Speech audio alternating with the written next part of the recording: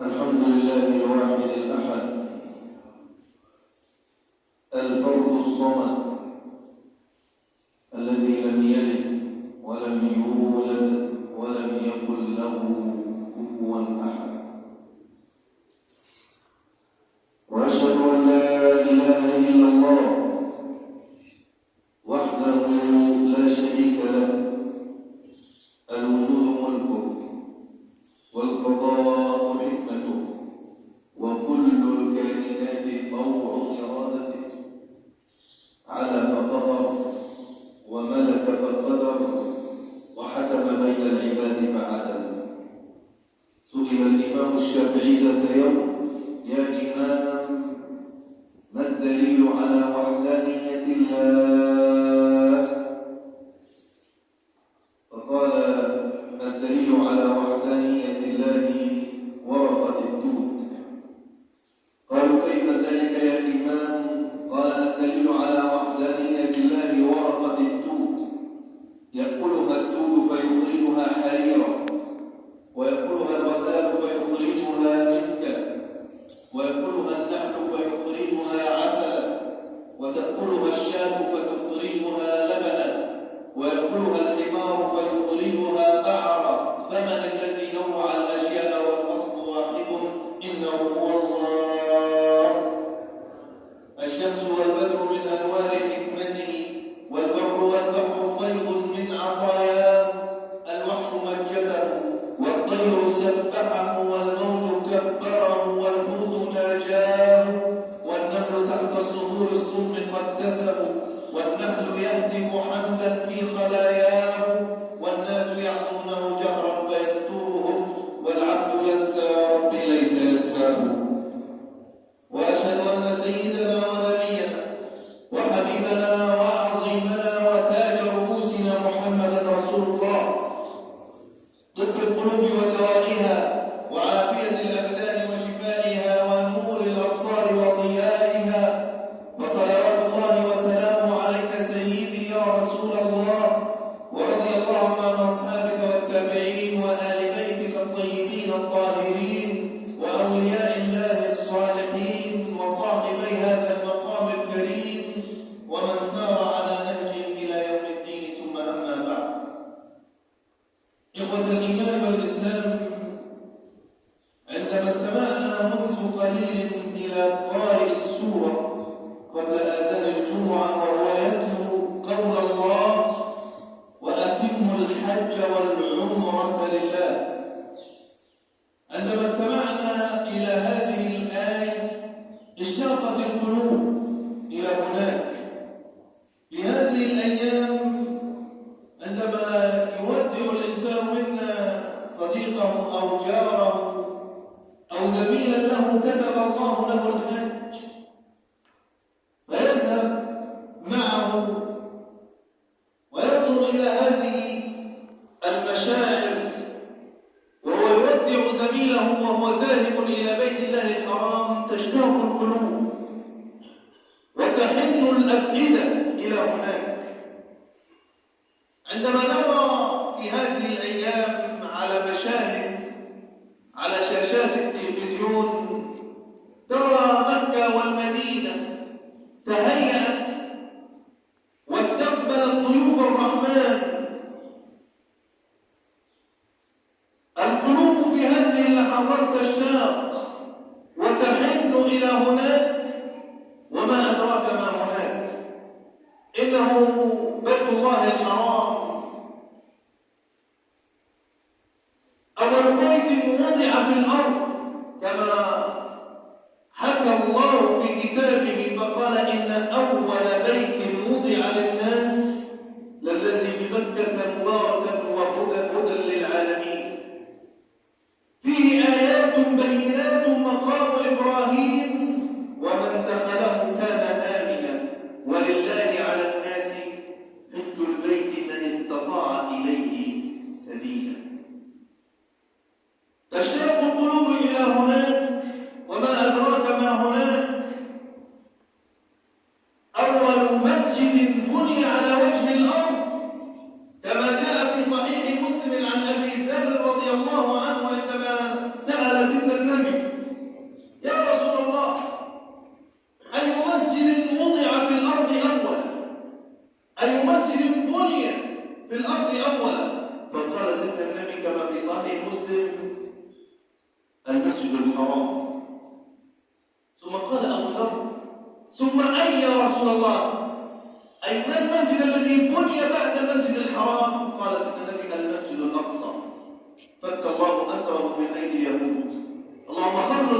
الأقصى من دنس اليهود يا رب العالمين.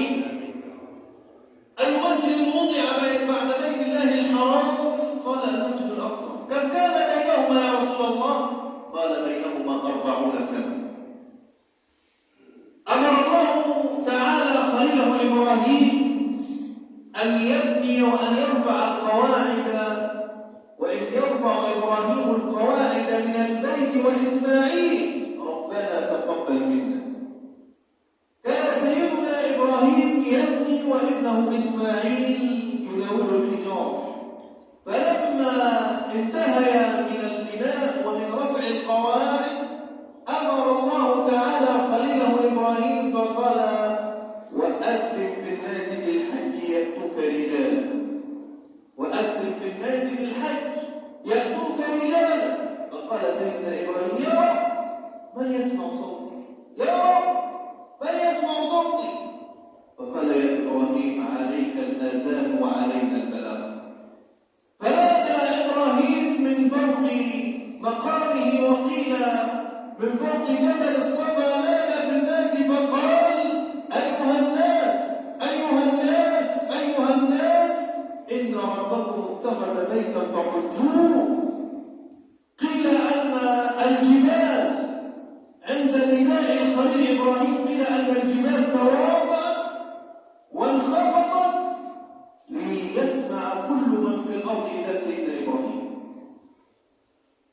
فسمع الحجر والشجر والمدر نداء الخليل إبراهيم، وسمع من في الأصلاب ومن في الأرحام ومن كتب الله له الحج لبى في ذلك الوقت فقال لبيك اللهم لبيك لبيك لا شريك لك لبيك.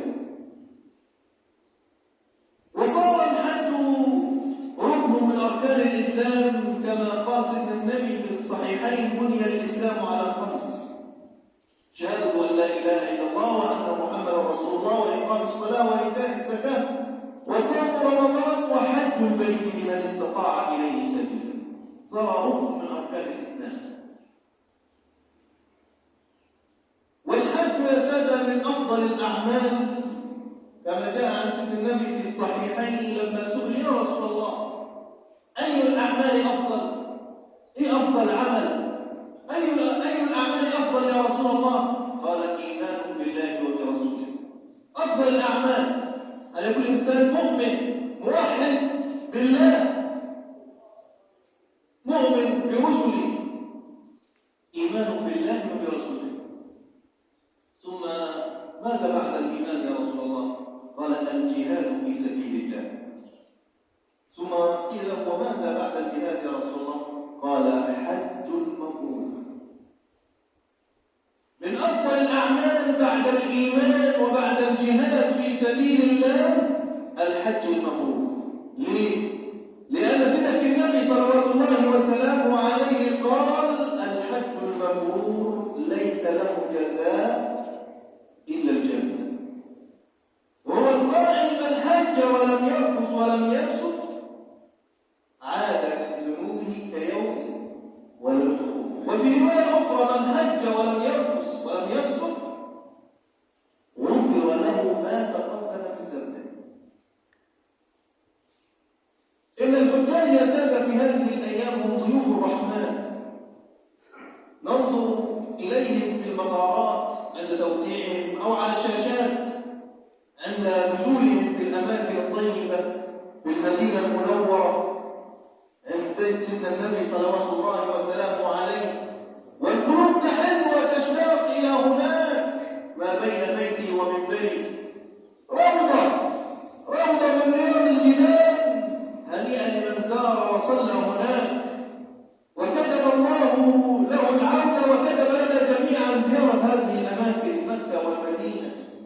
اللهم اكتب لنا زيارة بيتك الحرام، اللهم اكتب لنا زيارة قبر النبي عليه الصلاة والسلام. إن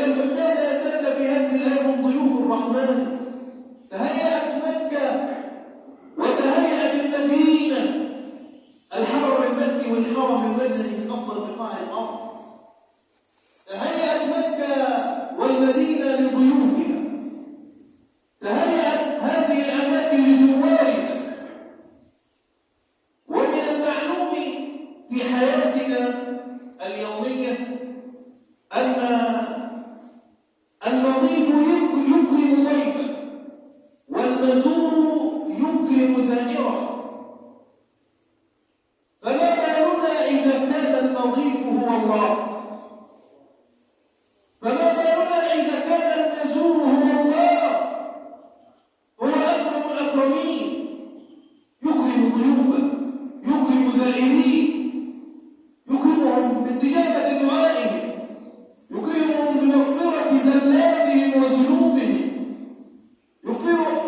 يكرمهم باستجابة دعواتهم، يكرمهم بكشف همومهم وغمومهم، يكرمهم بنزول الخيرات والمدد والبركات عليهم لأنهم لبوا نداء الله فقال لبيك اللهم لبيك، لبيك لا شريك لك لبيك، إن الحمد لك والملك لا شريك لك لبيك. إذا هم ضيوف الرحمن،